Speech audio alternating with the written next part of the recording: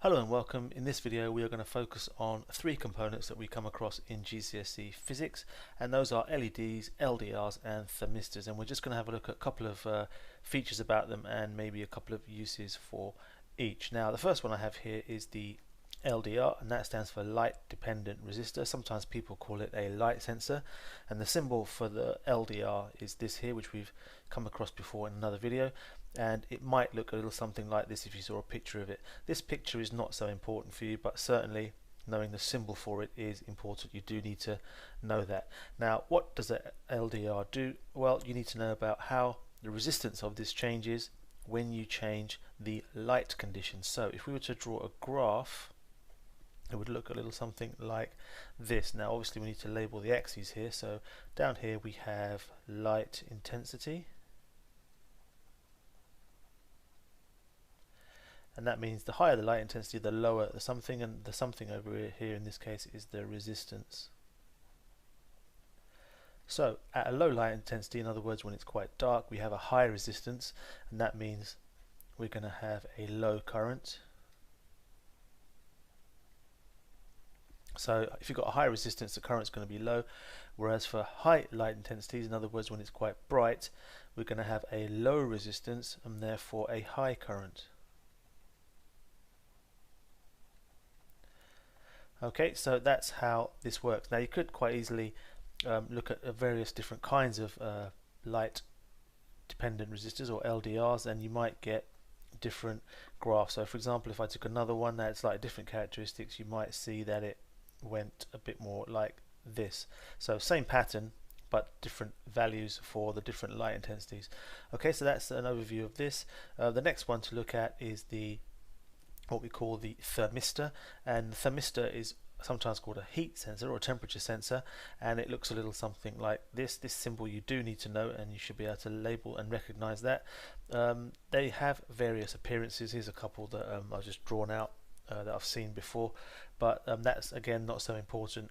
It's just there so you know roughly what these things might look like, and the graph for this one looks very similar, and again we need labels on the axes. So here we don't have light intensity, we have temperature,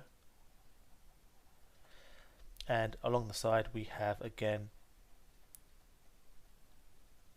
resistance. So as we increase the temperature we get a lower resistance, and that means a higher current can flow. Similar pattern to the LDR, but the different variable on the x-axis there. So here we have high current. I'm just going to use the letter I. Hopefully you remember that means current. And down this end we have low current. That's because of the characteristics of this thermistor. Now for the black one we might have a graph that looks like this. The green one might look a little something like this. So we have slightly different characteristics for different thermistors, but again the pattern is the same. The higher the temperature, the lower resistance, and that lower resistance allows current to flow. Now the last one to look at is the light emitting diode, often called an LED. A symbol again for that you need to know. It looks like this. We have a positive end and a negative end, because for a light emitting diode, just like a regular diode, it will only work when current flows in one direction. The difference between a diode and a light emitting diode in terms of the symbol is that we've got these two arrows here just to show, I guess, light coming off. What one might look like in real life is something like this. It can come in various colors, in white light, green, orange, various other colors, and we often have one lead longer than the other to show which side is positive and which side is negative, but that's the light emitting diode, and that's a symbol for it, and that's what it might look like. Okay, so just to move on to a couple of uses of each, we have our light dependent resistor, or our LDR, so what we called possibly a light sensor before. Now the kinds of things that we might use these in, or the kinds of circuits you might use these in, are for perhaps automatic lights. So you could set up a circuit where when it gets dark a set of lights come on automatically. You could have it set up, I've seen it, an example of it for camera shutters. So when the shutter opens to take a picture, if the light is low, the shutter will stay on for a slightly longer time so that more light can come in to take the picture. I've also heard it used for fridges, so when the door is open the light can come on. But memorizing these individual examples is not so important. What you should remember is that when we have a high amount of light, current can flow because the resistance goes down, and vice versa, as explained in the previous slide. That means if you understand that, that means you can look at a question where you might have to apply that idea and make sense of it. Okay, now for a thermistor, what kind of uses do we have? Well, we can have that in automatic heating systems. So if the temperature goes too low, then that means a heating system will be turned on. This detects the temperature and will switch on or switch off heating systems. I've seen it for homes. We can have that. Incubators. Right, the handwriting is looking quite scraggy on this page. Let me just tidy that up. There you go, that's a bit better. And so heating systems for homes, possibly for incubators. By incubators we mean perhaps when you have premature babies, they have to be kept in these little incubators to keep them nice and warm.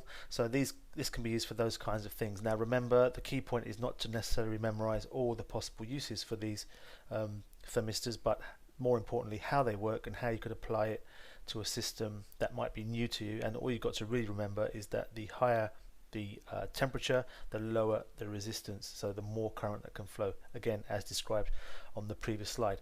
Now the only thing I want to really talk about with light emitting diodes is the fact that they are very efficient, and they can be used for lighting systems. If you think about a filament lamp, and by filament lamp I mean these things here. These are filament lamps, small ones that you might find in a torch or something like that, and ones that are used to light rooms in your house or whatever. These are called filament lamps, and they are often less than 10% efficient. That means out of all the electrical energy that goes in, only around about 10% or less is converted into light. The rest is wasted as heat. So with LEDs, they are more nearer 70 to 80% efficient. That means of the amount of energy that goes in, most of it, or up to 3/4 or more of it, is converted into light energy. So they can be used to save energy because less energy is required to light up a room or something like that. So that's one potential use for those things. Okay, so that's an overview of those three different types of components that you might find in electrical systems. That's me just about done for this video. Don't forget to check out www.my-gcsescience.com for a list of all the videos that are related to the GCSE science course. Thanks for watching, and I'll see you again soon.